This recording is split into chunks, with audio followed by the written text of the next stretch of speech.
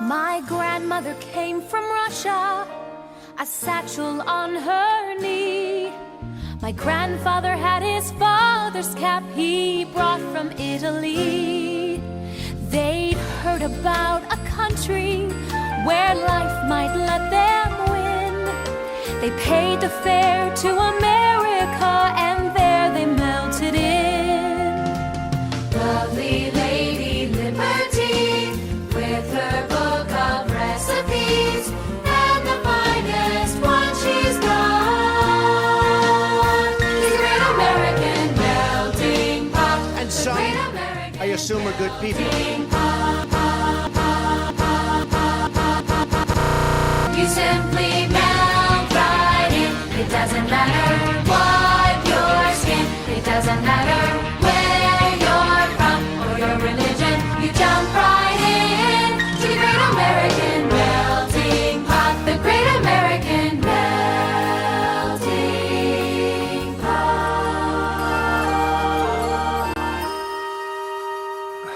So, in the conversation about what we should do with immigrants, particularly illegal immigrants, we see these two major ideologies convalescing on either side of us. On the conservative side, we hear them saying, any immigrant who's here unauthorized should be deported. Being in this country is a privilege. I don't care who you know here. If you're not here legally, you gotta get. Then, on the other side, we have liberals saying, immigrant rights are human rights. We need a strong border like any other country, but that's why we had that border bill that Donald Trump killed. But here's the thing, for the immigrants that are already here, just let them stay. And to be honest, it's not just here. We see this reflected in basically the polling as well. In the polling, 60% of Trump supporters think immigrants are making our country worse. You know, Harris voters, usually what we see is them saying, you know, it doesn't really affect my life. It's not making my life better or worse. Now, I didn't have a strong opinion on this topic until I started reading more about it because I wanted to develop a more informed opinion. I was talking to people that I know a lot of immigrants in my life. I was reading books, I was watching videos, interviews with people who had immigrated here. That you Hello? Melania, is there something you've learned about him? You know, I was on all the subreddits talking about this, r/immigration, H1B, and CIS, all these. I started reading studies, critiquing those studies, I started reading studies, critiquing the studies.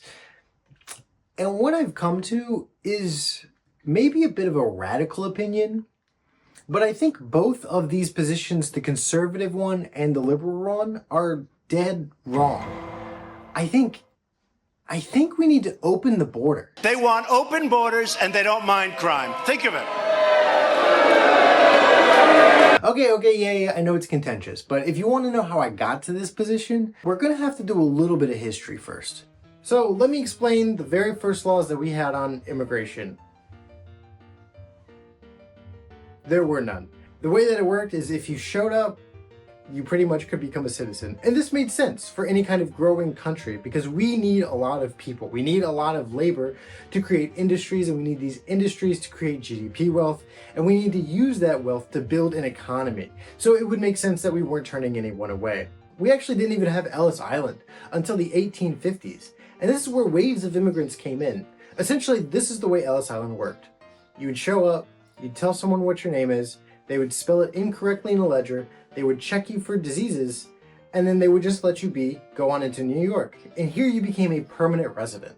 After 5 years of permanent residency, you could apply to be a naturalized citizen. Bada bing, bada bang, baby, you're an American. This is how a lot of people and a lot of people's ancestors came to America. There was essentially an open border here. If you could make it here, that was enough. With one really, really big caveat, who this doesn't apply to, but that's another story. Of all the people that came in through Ellis Island, only around 2% of people were ever rejected. This is usually because they were, you know, high risk for crime, or they had some kind of severe infectious diseases where it wasn't safe to put them into the public. But if you were safe, essentially you were let on in. In the years following the Civil War, however, we would do essentially a complete 180, starting with the Chinese Exclusion Act. Imagine it. California, 1870s. We became a state 20 years ago, and we are looking for gold. And if that don't work, we are working on the railroad. And if that don't work, maybe we'll set up a movie studio. These are the 3 career paths. So we're building the Transcontinental Railroad. This had been expensed by a bunch of big banks. And to be honest, the banks kind of overextended themselves. They ended up putting a lot of money where they really didn't have it. This would eventually cause a lot of the banks at this time to fail. It would set off what would end up being the longest recession in US history. And while they're building these railroads, sometimes they didn't want to pay the wages of the native-born Americans who were then going on strike. And so they would do some union busting. Who are they going to get to bust these unions? Well, cheap labor. And who's cheap labor? Chinese people. We saw these waves of Chinese immigrants coming into California around this time, specifically for the purpose of building the railroad and to bust these unions. And this can cause a lot of resentment, if you can imagine, between the white settlers in California and these recent immigrants.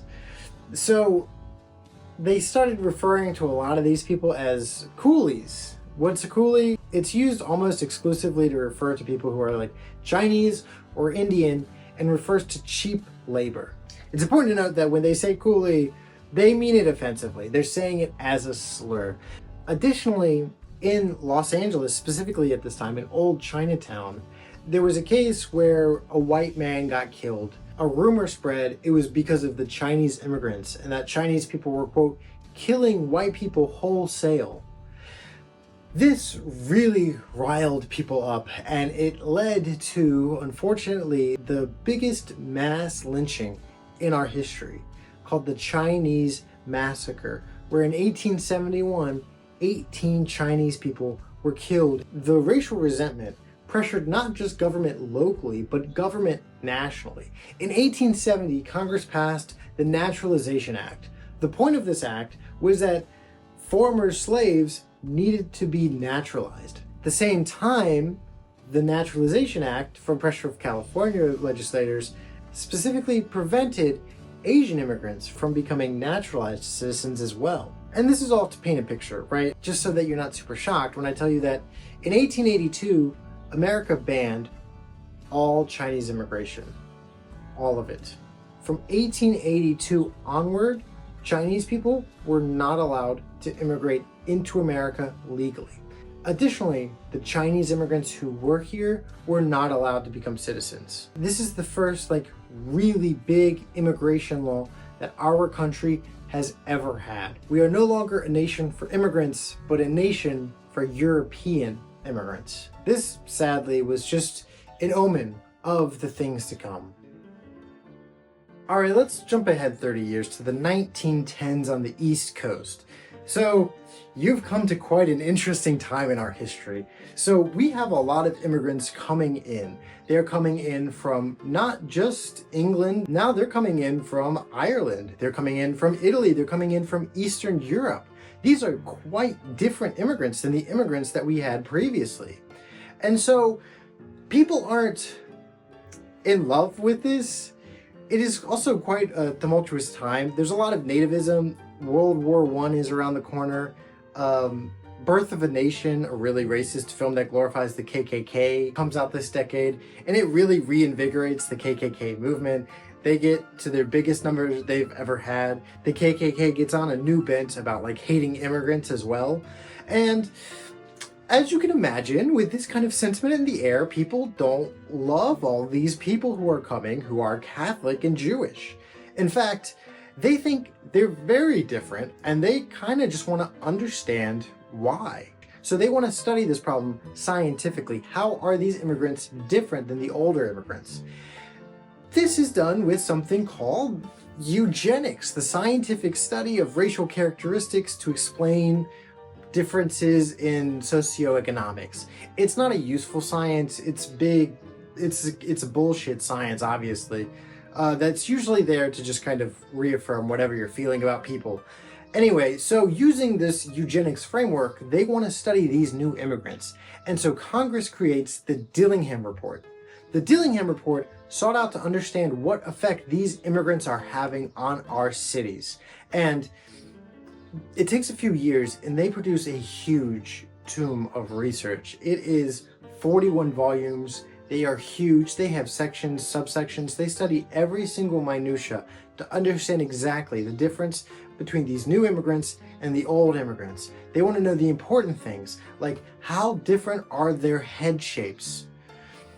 And I'll say most of the data is fine. It's just kind of tables of seemingly random statistics, including in the volume Immigrants in Cities, Boston, we find 84 tables describing the number of people by ethnicity in Roxbury, people by ethnicity in the North End, residing in the household by room by ethnicity, percent that work and transportation, number and percentage of each group by sex and ethnicity, percent that work and manufacturing by ethnicity, percent in conjugal condition by sex and ethnicity, average number of rooms per apartment by ethnicity, percentage that can read and write in English by years in the country by ethnicity, the number of toilets in the household by ethnicity. Yeah, that'll be useful. What they find is immigrants tend to earn less. They tend to pick up English less often than the immigrants who came here 10 years ago. They tend to, live in families. Those who are wealthier tend not to pursue citizenship as much. All kind of things that you would exactly expect about learning about immigrants, right? The interesting thing, though, is what they decide from this is that because of these things, these immigrants aren't assimilating at all. And we need to ban their immigration at all costs. How does this relate back to the toilet thing? So less than a decade after the Dillingham Commission, we codified the findings in law in what is the Emergency Quota Act. This act did exactly what it sounds like. It created quotas for the number of people we were letting into our country. America, as we knew it, was no more. We had closed off our border. Now, we had a certain number of visas that we were going to give out, and we were going to give them out proportionally to each country. And what's that proportion based off? That proportion is based off of the population of America in 1890, prior to the most recent wave of immigrants. We do this specifically to keep the racial makeup of America as it was at that time. Because, God forbid, we don't want New Jersey getting too Italian. Mamma mia! The effect of this is that essentially there's no Chinese immigration. There's no Indian immigration. No more Catholics. No more Jews. We have some of the bleakest economic prospects of all time. This is before the post-World War II boom. Things are not looking great. And so we have these waves of immigrants and we start saying, them. That's the problem. We need to stop them. Which is to say, when things get tough, we tend to get a little Hitlerian. Why are you being so dramatic? Just because I want a little bit of immigration from countries that share our values, suddenly that's Hitler. At present, there exists one state which manifests at least some modest attempts that show a better appreciation of how things ought to be done in immigration.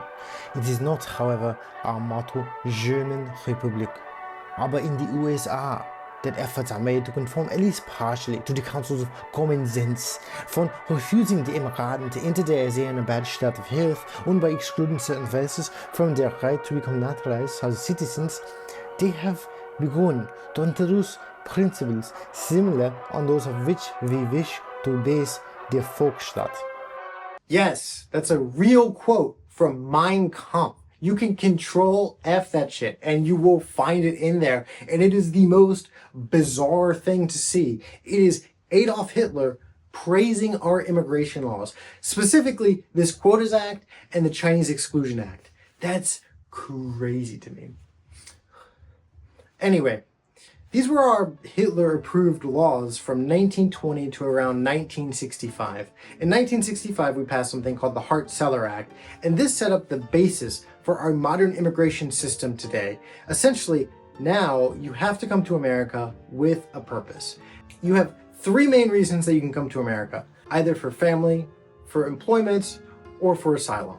And those are the only reasons you can be let into this country. The story of how we went from absolutely no immigrants to a slightly more open system is fascinating. If you want to learn more about it, this is like required reading. It's called One Mighty and Irresistible Wave by Jia Lin Yang. And she was interested because the Hart-Celler Act was the reason that her parents could immigrate to America. Now, I want to break a little bit and talk about an effect that this had. So between 1920 and 1965, we had essentially cut off all immigration into this country.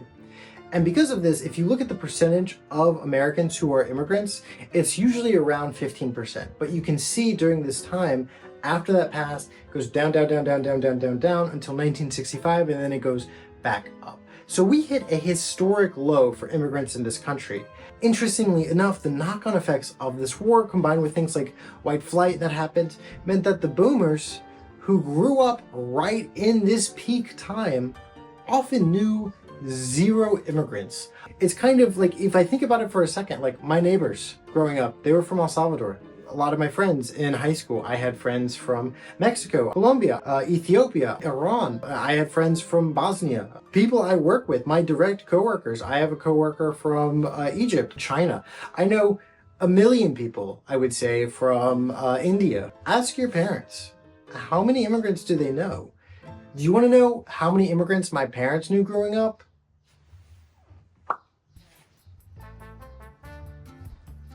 Okay, let's imagine for the sake of argument, I'm your immigration lawyer and you want to immigrate to these United States. That's great.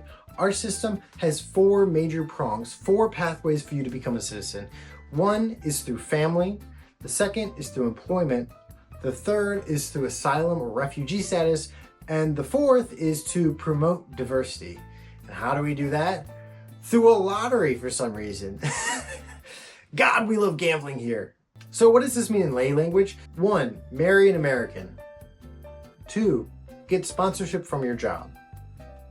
3, convince the president you're being persecuted by your government. It's a hard sell. And 4, win the lottery. Reasonable. Oh, by the way, it's very, very important for you to know. We still have quotas. They're not quotas like we had in 1920 where we wanted to keep the population the same racially. Instead, our quotas gain to give each country an equal chance. What this means is that no country can have more than 7% of the immigrants. Every country is getting, 25,000 visas or something. So if that number's been hit, you gotta wait until next year. If you can imagine, this leads to a little bit of a problem. So one of the temporary work visas that most people come here on is called an H-1B. These are usually for highly skilled immigrants to fill jobs that are very specific. Most of the people who get these are software engineers and they work at Amazon, they work at Google, they work at Tesla, they work at Deloitte. So for those of them that want to stay here and become permanent residents, they have to convince their job to apply for an EB2 or an EB3. EB2 and EB3 are the highly skilled employment-based visas. A lot of these people, by the way, are also from China or India, which famously have a lot of people applying.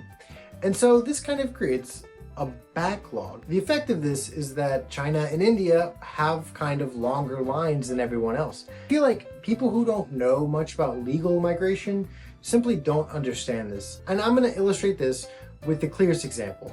If you're an Indian person and you come to this country and you work at Google and you have an H-1B visa and you want to become a permanent citizen with an EB2 visa, Google can petition for you to apply. And here you can see how far along the US is in processing these specific visa types for every country by visa type.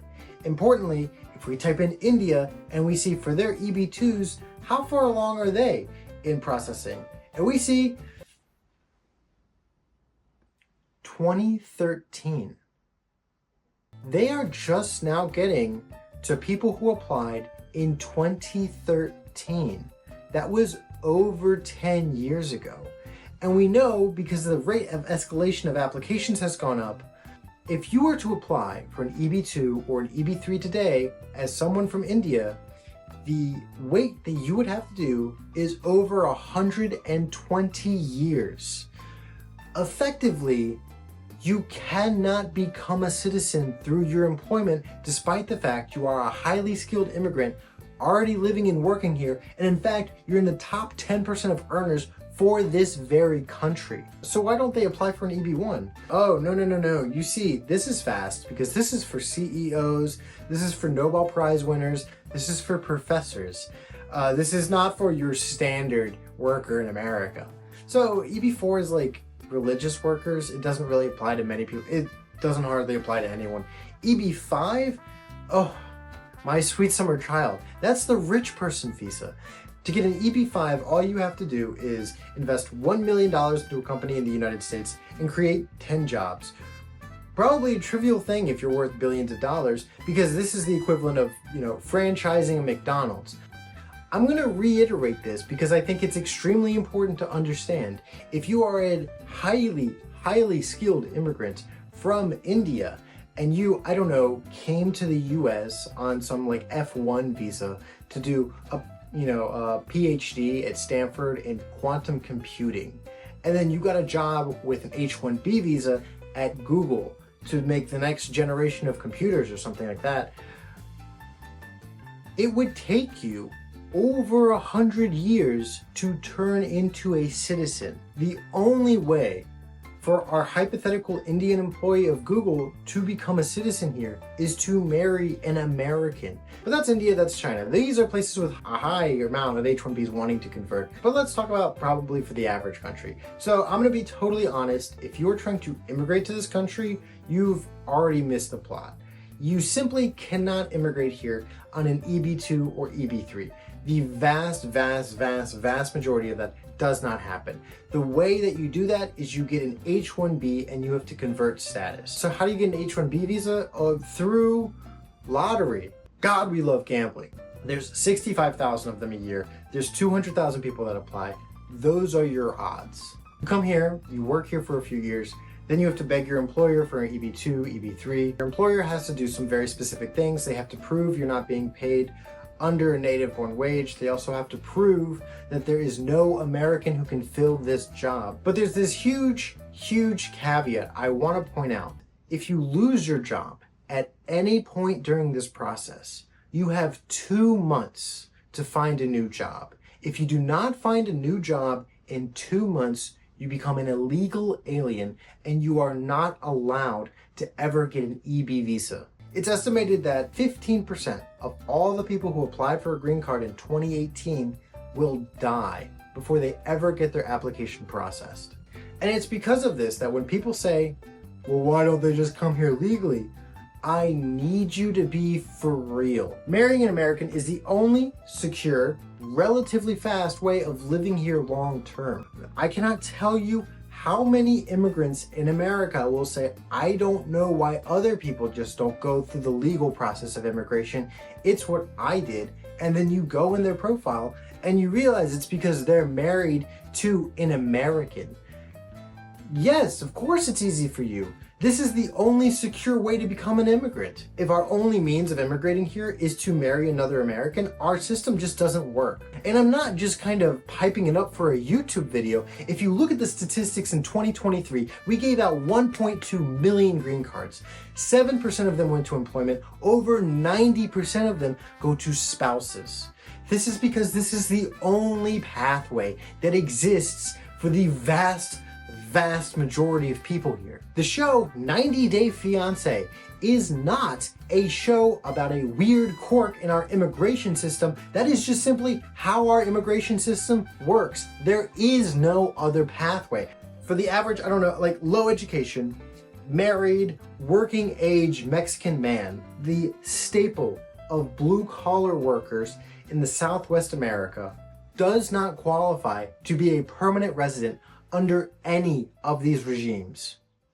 There is simply no line for this man to get in. And these are people who want to be Americans. And you know what? If you want to be an American and this describes you, I'm going to tell you there's only one pathway to you living in this country long term. And that is immigrate illegally and don't get caught. We do not have a legal path for them to become immigrants, to become citizens. And so they don't. Instead, what they do is they come here unnoticed, unauthorized. They simply live their life making money any way they can. And if they get caught, they claim asylum. So for those who come here unauthorized, which is to say, not on a tourist visa, they simply cross the border, this is the way asylum works. First, you step foot on American soil, either through a port of entry, like San Isidro near San Diego. This is capped, though, at how many asylum seekers they'll let in per day, or what you can do is you can go in between ports of entry. As soon as you have a foot on the soil, you can declare asylum. And when you do this, you have to propose that you have a credible fear of violence and persecution. If you can show that you have a credible fear, then what they do is they put you on parole. You can stay in the country for up to 1 year and apply for asylum. Now, an important thing to note is that every time you have an asylum case, this has to go before a judge to judge whether or not you have a valid case or not. And if you can imagine, there's a little bit of a backlog. Usually the time in between filing for asylum and getting your day in court is around 4 to 6 years. Quite a delay, quite a delay. And it's important to note that you often have to show up multiple times. For example, 10 people may show up to one asylum hearing, but they might only get through 2. And so you'll be called back on a later day. If you miss any of these days in court, you get an automatic deportation order. Now, there's so much variability on whether or not your asylum case gets approved or not, including like who your judge is, where it is, where you're fleeing from. But overall, on average, around like 40% of cases who go in front of a judge will get a green card. And then what the research shows us is because a lot of these people have such a strong tendency, I mean, they're leaving their family and everything they know behind. Obviously, they're highly motivated to get here. If they're not able to get in through asylum, they usually find other ways to come in. This is exactly what Ronald Reagan found out when he passed the IRCA in 1986. What the IRCA did was 3 major things. If you were here already before like the 70s or whatever, you got amnesty. You could become an American citizen. It also made the border a lot more strict. And also it made it illegal to hire illegal immigrants. So these kind of 3-pronged approach was the idea of like, it would stop any more illegal immigrants coming into the country. And did it work? No, idiot. The number of illegal immigrants since 1986 has more than doubled, way outpacing what you would expect just from population growth.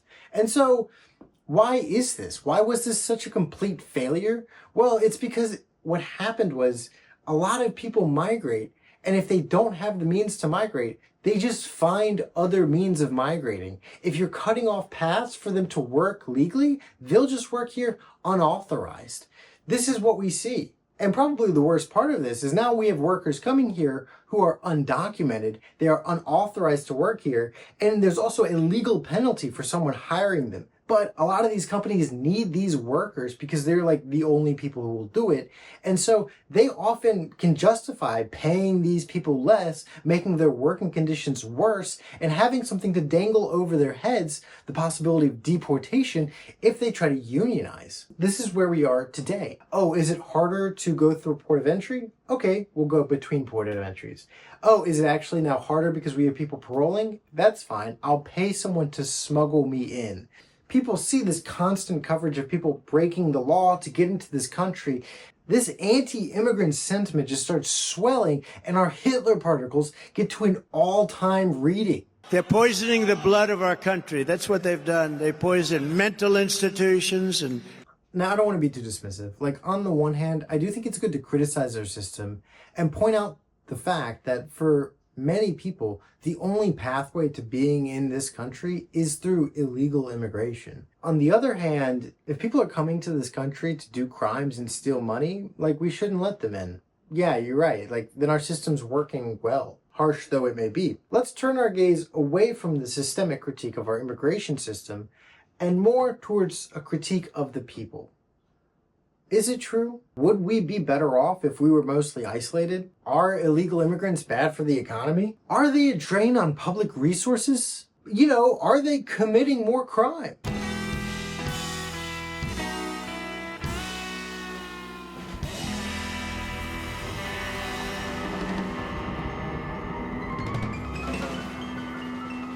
No. No. No. No. No. This is so well known, it's on Wikipedia. Anyone who's ever studied this has come to the same conclusion. No, immigrants do not commit more crime. They commit less crime than the average American citizen. Can you find an immigrant that's committed a crime? Yes, of course. You can find a group of anybody who's committed a crime. But we don't judge people by their worst. We judge people by their average. Or if there's like some outlier that skews the data, we judge them by their median. Sorry everyone, I said US presidents were bad because the average US president has been charged with 2 felonies. I should have excluded Donald Trump, who at 91 felonies is an outlier and should not have been counted. Listen, I'm not gonna belabor this point. Both legal and illegal immigrants commit less crime. Why do they commit less crime, you may think? Because penalties for them can include deportation, and if they immigrated here, they don't want to be deported. It's actually pretty straightforward. So in Texas, something interesting is every time they arrest someone, they are fingerprinted, and those fingerprints are sent to DHS, Department of Homeland Security, and they check this person's immigration status. Additionally, we can track how many undocumented immigrants there are in the country by doing things like looking at the footsteps that they see at the border, surveying the children that are in the school. There's a lot of different ways that you can estimate how many people are there illegally. And by essentially every metric, by essentially every count, immigrants are just not committing crimes at the same rate. In fact, it's almost half the rate that the native-born people are committing crimes. This is actually so well known, it is the official position of the US government. Oh, wait, never mind. Trump took down that website. Ooh. Thank God for the Wayback Machine. If anyone tells you that crime rates go up when we have influxes of immigrants, they're lying. There is no good evidence to support this claim, and there is mountains of evidence to support the opposite claim. In fact, what we see is actually when waves of immigrants hit cities, the crime rate goes down. Oh, so we're just ignoring when they show up illegally? Is that not a crime? They shouldn't even be here. Their existence in this country is a crime. Listen, I can reframe this. What I'm saying, immigrants, legal or not, are less violent than US citizens, native born. This is not my opinion. This is what the data says. You're not getting my point. If someone breaks into your house but they clean up a little bit, do you still not have the right to throw them out? Yeah, of course I have a right to throw you out because I have one bathroom and I need to scroll TikTok when I'm on the toilet. But that's kind of not apropos to what we're talking about. It's not like someone breaking into your house. Most undocumented immigrants have been here for 13 years. You want to deport them now? Kind of a dick move. Also, I think it's very interesting how you describe this whole country as your own personal fiefdom, as if this whole country is your house. Like, this is a country by the people for the people. Right? It's not some kind of lottery where it's by the people for the winner and you're competing with everyone else. Well, guess what? We are competing because there's only so many jobs and so many people. And I don't want...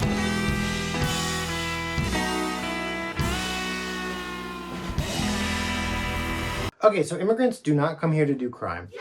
This is good to know. But they are taking our jobs, right? Like, there's only so many jobs in this country, so if we add people, there's more competition for that limited number of jobs. Let me cut to the chase. No, native-born Americans and immigrant Americans are not competing for the same jobs at all. Sit back, this one's a lot more interesting because there's interpersonal drama. If you ever talk to anyone about immigrants and jobs in an academic setting, someone will bring up the Mariel boat lift experiment. In 1980, Cuba was experiencing an economic downturn. This briefly led to political unrest. Fidel Castro briefly lifted Cuba's ban on leaving the country, and so many Cubans, called Marielos, decided to head to Miami, and it was extremely sudden. Over the course of 2 months, 125,000 people showed up on the doorsteps of Miami. They had a 7% increase in their population essentially in the blink of an eye. David Card, a researcher at UC Berkeley, analyzed the effects that this had on wages and unemployment for the non-Cubans who were also low-skilled in a massively important study in 1990.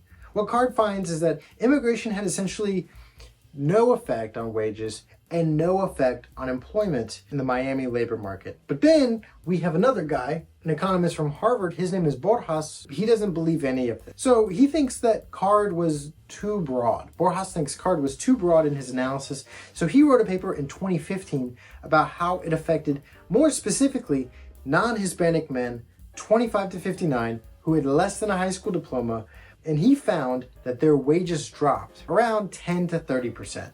And this is pretty important, right? Like, oh, okay, so actually these immigrants are harming the economic outcomes for the native-born people who have a similar level of education. Importantly, this is the paper that the Trump administration cites. Eagle-eyed viewers might notice something weird though. Borjas' analysis is based off 17 people, which is fine. If the effect is big, you will see something. But that's a lot of noise, a lot of uncertainty, which is why he comes up with 10 to 30% figure. Oh my God, what is that? Miami-based, historically minded people may notice that, quote, non-Hispanic men 25 to 29 with less than a high school diploma, this population specifically became very black after 1980. The reason is because they're Haitian immigrants. And as everyone and their mom could guess, Haitian immigrants who immigrated within the last year probably earn less than the native-born Americans. So maybe that's a better explanation. Before 1980, this population didn't have Haitian immigrants. After, it did have Haitian immigrants. So we saw this drop because Haitian immigrants, on average, earn less. And again, 17 people. Viewers who are already typing, yeah, I already knew all this about jobs and immigration. You might also have noticed that Borjas' study has been debunked repeatedly for this reason. And in response, Borjas said it was, quote, fake news, and declared one of his critics, Michael Clemens, to be, quote, a paid shill of open border plutocrats. Borjas was also, interestingly, like the primary advisor to a Harvard PhD thesis in 2009 titled IQ and Immigration Policy, where he wrote, no one knows whether Hispanics will ever reach IQ parity with the whites, but the prediction that the new immigrants will have a low IQ in grandchildren is difficult to argue against. David Card, the UC Berkeley professor who did the original study, he doesn't even have a racism section on his Wikipedia. He's got a Nobel Prize in economics. What are we even talking about? So, immigrant labor does not cause massive layoffs. Why is this? Immigrant labor is cheap, and immigrants are incredibly reliable workers, and so they often get hired for these kind of like manual labor jobs. But higher ups need to be able to communicate with their workforce. So what do? They usually also hire alongside them a native-born American to facilitate that communication barrier. Oftentimes, it's this influx of manual labor that creates managerial roles. In this way, immigrants create jobs. As a very, very basic example, immigrants come here, they earn money, and they need to eat. So they'll end up going to restaurants occasionally.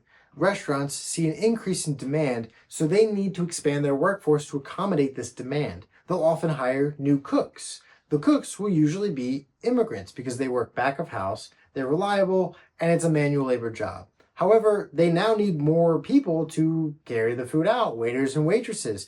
These people are almost all going to be native-born Americans because you need someone to interface with the clientele easily. If all the immigrants leave, there's going to be a downturn in the people going to this restaurant, and they are going to lay off cooks. They're going to lay off servers.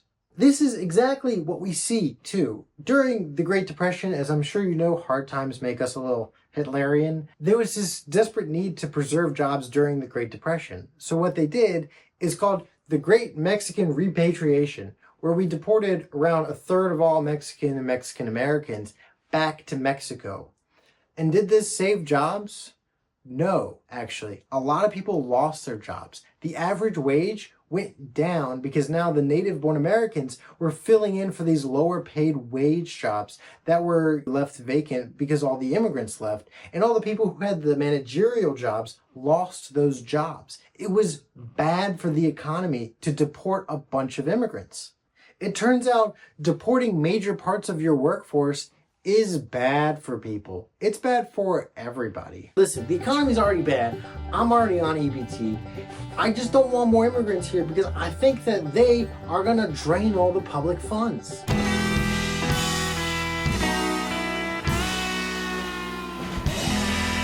So the question of whether or not immigrants drain public resources is actually like a very interesting one, because this is where probably the most bias can be introduced, because it sounds deceptively simple. You know, we take all the money they pay into the system and we subtract all the money they use from the system and we get some kind of flat number. But what about other things? What about, for example, roads? You know, if more people move into a place and they drive cars, and the roads have to be replaced every 4 years instead of every 5 years, does that cost get added to the immigrants who came in? So broadly, everyone's curve for their financial lifelong contributions looks basically the same. You start off by costing the government a lot of money. You do this because you're going to a public school. This is a drain on the system because you're not paying into it, because you're a literal child. Then you start earning money. These money, you know, have taxes attached to them. Those taxes start to pay back that debt. And then you get this big hump going into the positive. And then at the very end of your life, you start pulling out from Social Security and Medicare, and we see you start draining very sharply. So we all have this kind of even up and then down. For most people in this country, they have a net positive fiscal impact. All the money that they pay in taxes more than offsets the cost of everything they use in their life. I also want to make a quick note here. If someone has a net negative fiscal impact, I don't think this is like a bad thing necessarily. It's good that we're spending money on people who need it. Like, I made a whole video about this or whatever to save you the 40 minutes, but like, as a society, it is our duty to make sure that our citizens are taken care of. Currently, they're not being taken care of, and it's because of our own like weird feelings about the way we judge people for taking advantage of social services. This leads to cycles of poverty where people can get stuck in it and they end up costing us way more than if we had just like given them the benefit and then cut that cycle of poverty at the beginning. Anyway, the best and most definitive account of whether or not immigrants cost America money is The Economic and Fiscal Consequences of Immigration from the National Academy of Science, Engineering, and Medicine. So first, for native-born Americans, we find that whether people are a financial drain or gain on the economy is based on one simple thing. It really is basic. It's literally how much you get paid after you graduate high school. And this is why Americans who have finished some college have a positive lifetime fiscal contribution, meaning they pay more in taxes than they actually use. High school diploma havers break about even, and people with less than a high school diploma usually cost us some money. Okay, that's how it works for Americans. Let's talk about immigrants. So for legal and illegal immigrants, the vast majority of them come here when they are working age. So they immediately start paying into the system. They are not draining on the system. Then very specifically for unauthorized immigrants cannot collect Social Security. They cannot collect many of the social safety nets that we have, so they end up costing less, like significantly less than the native-born people who don't have the same level of educational attainment as these immigrants do. One important thing to note here is that for every immigrant who comes here with less than a high school education, someone with some college education more than covers their cost. Good thing we make it extremely difficult for educated immigrants to get here, huh? You know, the bottom line is the average for all immigrants is right here. It's net positive. On average, immigrants add more to this economy than they take away. Listen, I'm fine with bringing in educated, highly qualified immigrants, but we should not be bringing in these single mothers with 5 kids. Aha. No, you're 100% wrong about that. So, a funny thing about these families that are coming in with like 4 or 5 kids is that they're sitting on literal gold mines. Something really important about immigrants is that immigrants have kids. Those kids specifically not only add to the number of taxpayers in this country, they often earn exponentially more than their parents did. That means any illegal immigrant who comes here who has less than a high school education will probably have a child, and that child will probably go get a college education, and that child will more than make up for any expense incurred by their immigrant parents, quite honestly. It's also important to note that we kind of depend on immigrants for tax reasons. You know, I don't love this argument, but it is quite honestly just the truth. Like, the US birth rate is 1.8. This is less than the replacement rate. If we halted all immigration today and just let the native-born population live it out, one thing would become incredibly clear. The amount of people who are paying into Social Security would go down significantly. We would probably run out of Social Security money by 2033, according to the CBO, at least. And so this means one of two things will happen. Either one, we increase the Social Security tax. This is draining money from the poor like working age population and transferring it to the older people. I don't think anybody wants this. Or what we can do is we can just, you know, let Social Security run out, let the young people have their money. Maybe then they could buy a house. But we will also start seeing a lot of homeless old people, which may not be great for morale. Or, of course, there's this secret third option of we can just let immigrants in so that our population keeps growing and we have a stronger and stronger tax base every year. I do want to add in one argument that people make that drives me mad is that people often say, oh, we need to deport illegal immigrants because we just don't have the housing stock and they're increasing demand too much. One, I think this is a fundamental misunderstanding of the housing crisis. It's a supply side issue, obviously. It's not a demand issue. But also, 20% of the people who work in construction are undocumented. If we're deporting 20% of the people who build houses, do you think that's going to increase or decrease the cost of building a house? You tell me. We'll make do. We got plenty of business in America. Even if there's this adjustment period, we'll be better off because we're always doing shit for immigrants. What have immigrants ever done for us? It's 2017. We're in Wisconsin. Trump is making a big deal.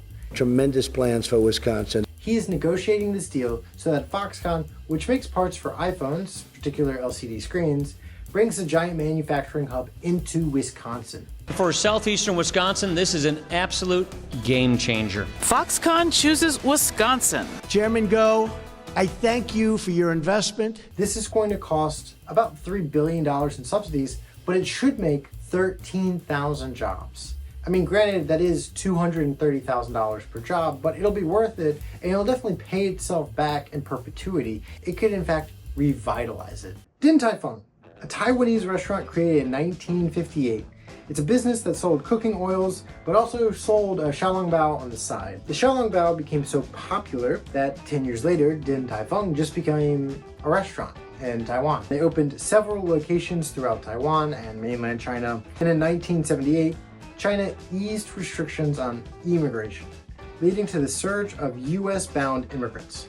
Noticing the swell in Chinese immigrants who liked their food, now living in California, that became a natural place for Din Tai Fung to first franchise in the West, with the first one opening in Arcadia, California.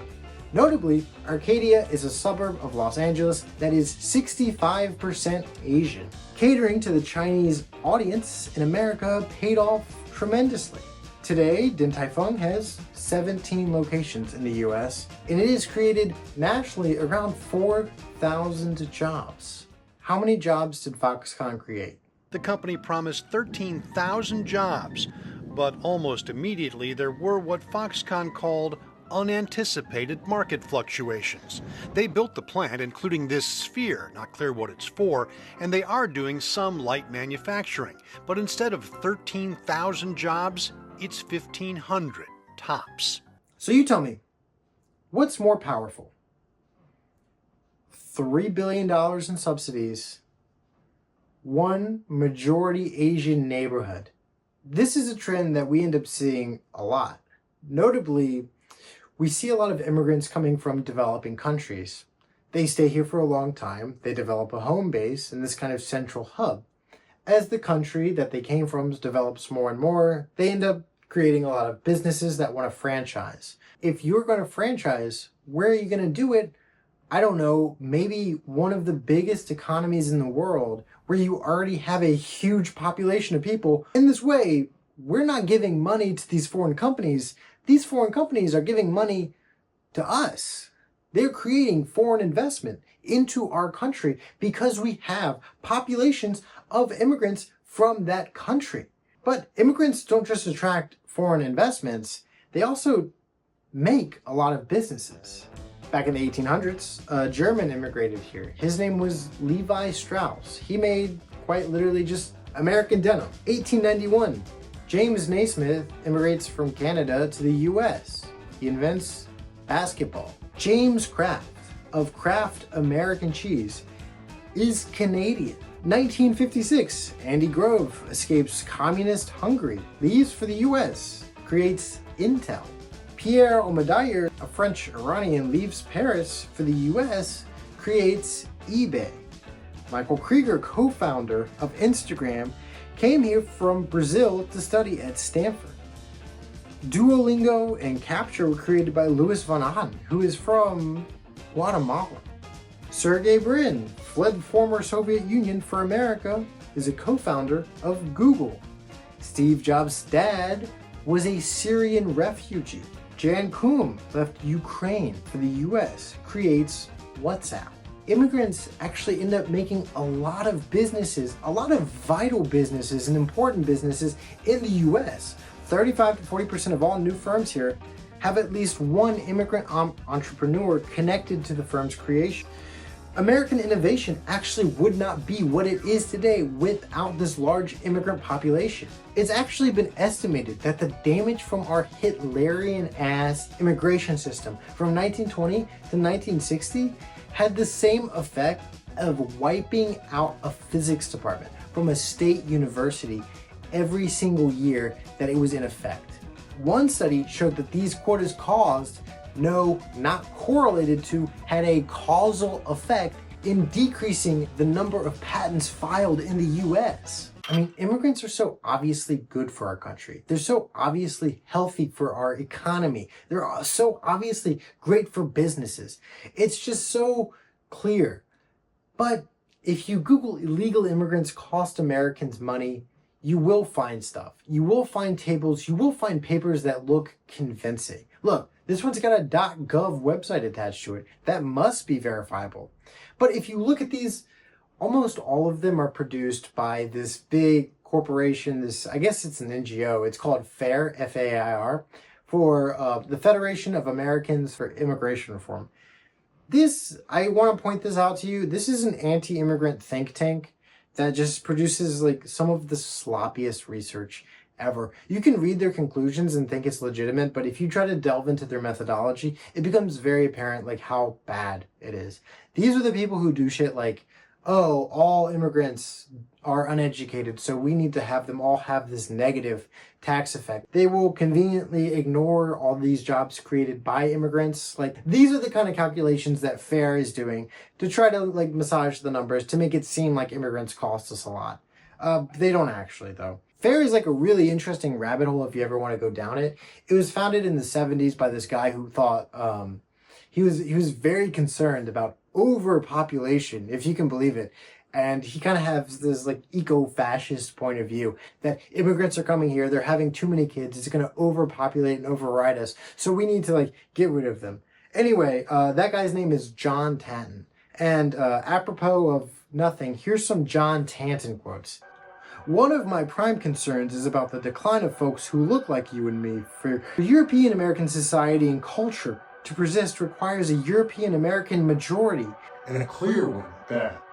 As whites see their power and control over their lives declining, will they simply go quietly into the night, or will there be an explosion? Do you guys think he could be biased? You know, and the fucked up thing is, like, the National Academy of Science, Engineering, and Medicine, they don't even have a racism controversy section of their Wikipedia like John Tanton does. Wait, did I already say that? Hopefully you've learned something from this rambling, right? Hopefully you feel ready to debate your uncle at the dinner table or something. You know, you can tell them, hey, you know, I think we actually need more permissive, we need more open border laws, because there are a lot of people who want to work, but they can't because our system's too restrictive. They're good for the economy. They make jobs. They create opportunities for Americans to grow. If our economy is growing, that's good for everyone. You know, the Mariel boat lift raises all boats. Wait, fundamentally, we shouldn't deport them. We shouldn't tolerate them. We should embrace them. We should make America the destination for people who want to be successful. And to do that, we need a more flexible border. We need more permissive laws. We need a fundamental restructuring, guaranteeing this ease of movement for work or asylum. We need to get rid of quotas. We need to funnel money into schools, hospitals, and like housing construction in the areas where these immigrants are moving so that we can nurture their development because we have the funds to do it. And as we've seen, it'll pay off in dividends. Because their kids are really powerhouses for the next generation. They're the ones they're going to be paying my Social Security. I want them to have good jobs. I want them to have a good start at life. We do not need a stronger border that keeps more people out. We don't need to strangle ourselves with our own borderline. What we need to do is we need to advertise ourselves. We want immigrants coming in here. But listen, you can tell him all this, but don't be naive. Now that we have all the facts laid out, we kind of need to address something. I've done that Hitler accent 3 times in this video. A lot of the opposition to immigration is not based around logic. A lot of people have a phobia. They have a fear of foreigners. It's a xenophobia. And that's where they're getting their immigration policies from. Even if you were 100% correct and totally reasonable and logical about the fact that, you know, snakes. The snake. A tender-hearted woman saw a poor, half-frozen snake. Poor thing, she cried, I'll take you in, and I'll take care of you. She stroked his pretty skin again and kissed him and held him tight. But instead of saying thank you, that snake gave her a vicious bite. You know, snakes are good for the ecosystem. You will never convince someone who has a severe fear of snakes that they need to put snakes in their backyard. You know your bite is poisonous, and now I'm going to die. No. The people that work in the kitchen at the Chipotle near my work are not MS-13. They're not Tren de Agua. They're not creating like havoc in the city. They are fine. No. My boss, who immigrated here from Greece, is not trying to undermine America. No. The guy who does the landscaping at my apartment complex, legal or not, is not bad for the economy. I actually really enjoy talking to the Arabic tutors that I have living in Syria. I think it would be great if they could come to America. God knows they've tried. Mormon missionaries that go on missions to Latin America tend to develop much more positive views of immigrants coming from that part of the world than the Mormon missionaries who stayed home.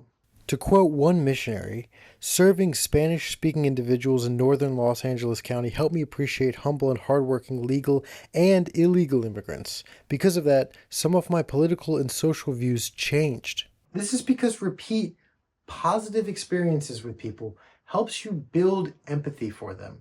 It's hard to feel phobic towards immigrants when you know so many of them. Like, my advice is, when people start talking about immigrants, you should be as specific as possible, okay? Real people that you know who are immigrants and making your life better should be at the center of the conversation. I'm not in favor for making our border stricter or having more border security, because I think a lot of the people who immigrate here are really cool and they're great people and they make my life better. And you know what? I wish we had more of them. You simply melt right in, it doesn't matter